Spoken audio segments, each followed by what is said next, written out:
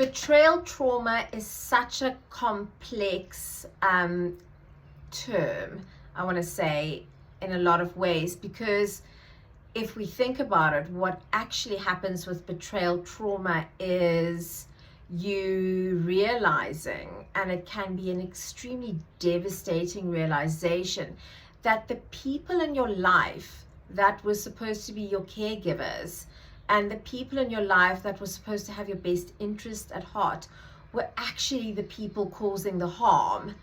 And that can be the most devastating levels of betrayal, because as children we are completely vulnerable and we are dependent on the people around us for trust and nurture and looking after. And what happens is, in order to survive what's happening, we build a layer of almost like a lie, but a layer to protect ourselves so we can survive what's happening. And what I see over and over again is adults that come to counseling, and it happened to me as well, and having to look at our lives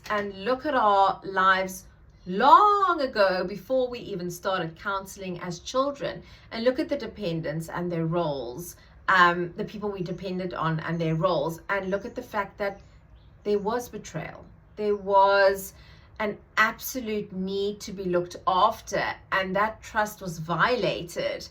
And the absolute devastation you then feel as an adult, that you weren't looked after in the ways that you needed to be.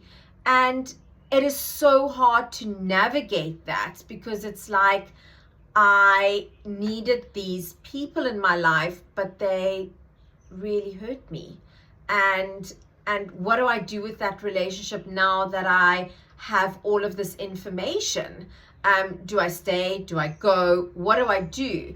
So I often then say to people, just take a moment, take a breath, just sit with it, because the pain of the devastation is so real. You just need to give yourself some time to process it. And don't make any big decisions. Just sit in the feelings, because there are such a mixed bag of feelings. So for your homework for today is just, if you've experienced that level of trauma where it feels shattering, just sit in self-compassion.